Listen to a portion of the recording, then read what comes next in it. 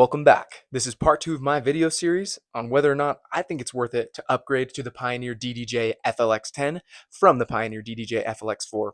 If you haven't watched the first video, go ahead and check it out. I talk about each of the software functions that make mixing a little bit easier, but in this video, I wanted to talk about how it affected my setup as a mobile DJ.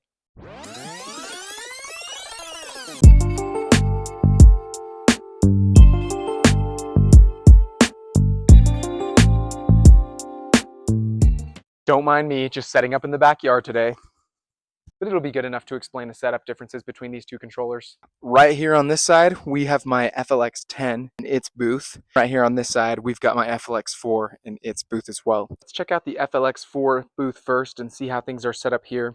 This is a Pro X flight case, and the Pro X flight case holds my FLX-4. I really like having it on top of this little folding table. It also holds all of the cables here. And one very important cable that you'll need if you're using an FLX-4 is you will need an RCA connection. The back of the FLX-4 only has RCA. So what I used is I got a dual RCA cable to a dual 1/4 inch cable. Now you could use a dual RCA to XLR if you were plugging it straight into the speaker. But honestly, when I used my FLX-4, I would never do a wedding without an external mixer. This mixer right here is probably one of the most standard basic mixers that you can get. And if you have an FLX-4 and you're just starting, I'd really recommend this one. This is the Yamaha MG06 and it's super great. And right here you can see I have my dual RCA to dual 1/4 inch plugged into channel 5 and 6. Then what I would do is I would take 2 XLR cables. And so here's one. I'm just using one today because I'm only using one speaker. But I would take 2 XLR cables and I'd plug them into the speakers.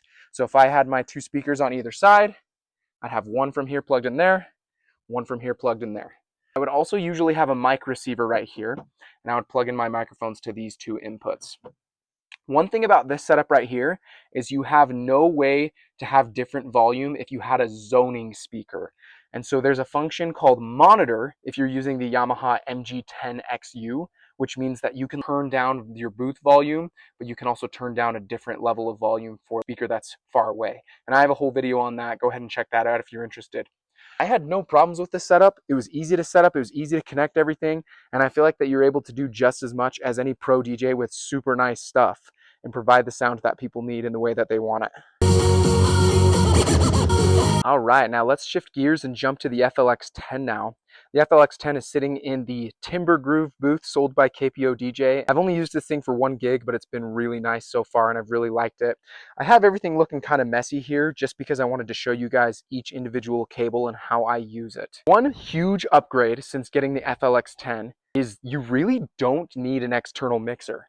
With the FLX-4, I would not do a wedding without this thing. The FLX-10 does have mic control. You've got lots of mic control here compared to the FLX-4.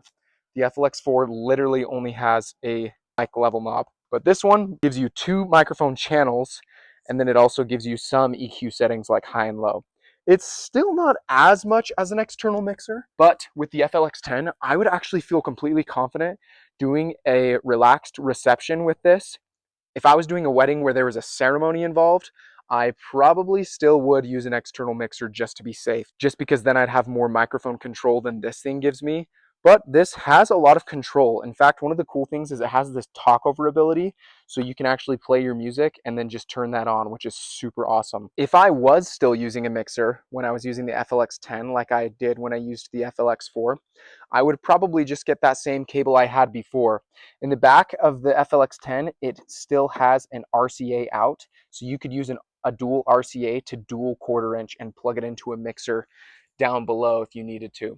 However, since the FLX-10 does not require a mixer, you could also use 2 XLR cables that would plug into your speakers. And so this, what I have right here, this master out, is just like what I have over here with this master out, except now it's actually in the controller, which is super, super handy. So I'm just using one today. I have an XLR cable that is running all the way down into my speaker. Because the FLX-10 has just about as much capacity as an external mixer by itself, you do need to plug it in. And so there is a power cord that I have plugged in here. It is right here, and this power cord, you got to plug it into your power strip. and it also needs its USB-C cable to still be plugged into the computer. Now let me show you some of these cables that I actually bought since I upgraded to the FLX10, because they are a little bit different than what I'd use for the FLX4 and the mixer. One of these cables is actually just this dual RCA to aux, and then I have a USB-C adapter on the end of this aux. Now I have this because one thing I really liked when I had my FLX4 is I would use an iPad as a backup.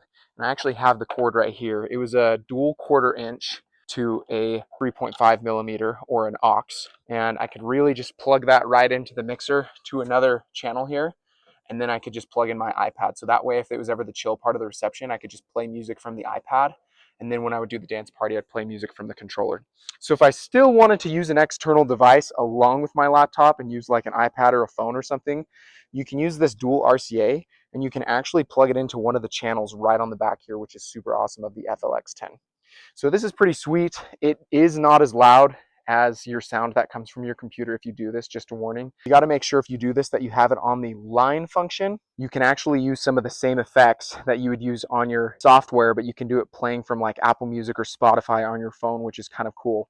So I like having that just as a backup. My iPad, usually I would just keep it right here, and then the iPad is able to play music if I needed it. And then it's all just on channel 4. Because honestly, I don't really use the 3rd and 4th channels too much. One other thing about the FLX10 and its mic ability, I have 2 cords that I would use for microphones. And normally, if I was using my normal mixer right here, those would be plugged into those inputs. However, if I'm using the FLX10, they are just going to be plugged into the mic section. Now, one thing that's kind of annoying about the FLX10, I don't know why they made it this way, but it only has one XLR and 1/4 inch. Have to have a 1/4 inch cord. So what I did is I bought this 1/4 inch cord that converts to an XLR female, and that way I'm able to plug it right into a mic receiver. So that way I have a normal XLR and then a 1/4 inch XLR, and so it pretty much has the same capability as if I were using my mixer and had 2 XLR cables plugged in from my mixer to my mic receiver. The last cable that I use differently that I wanted to show you guys is a special booth out cable. Now remember how I was mentioning that the Yamaha MG10XU has that monitor function? So I use a special 1/4 inch to XLR adapter, and then I'd plug in one of my little mic receivers, my Sennheiser mic receivers, and that way I'm able to have a completely wireless zoning speaker, so I could have a speaker playing music across the room just plugged in with this. However, the FLX10 doesn't have a lot of space for you to put like that adapter, because if I wanted to plug in a Sennheiser on the back of that, then it would kind of stick and hit the edge of this. So I got this cable, and if your DJ booth has a similar problem, then this might be a good cable for you.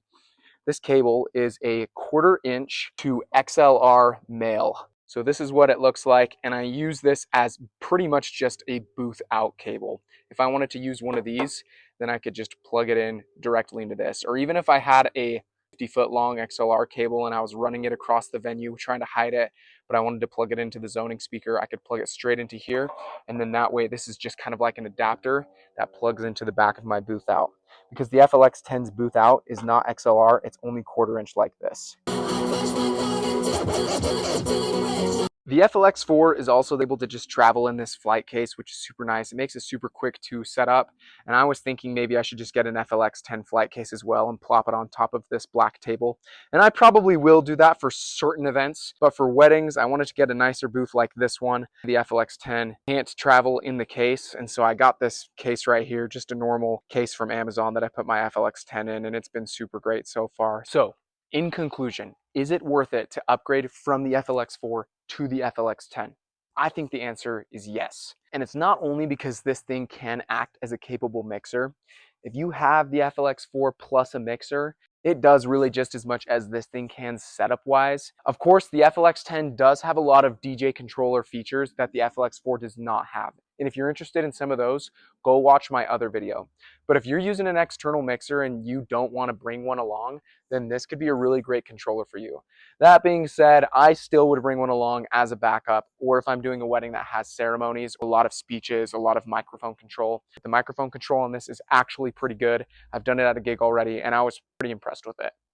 So I think it's worth the upgrade, and I've loved having this so far. The FLX10 really looks good with its aesthetic. I love all the colors. I love the lights that come from it, and it really looks great in a booth like this one. Thank you so much for watching, and make sure to like and subscribe.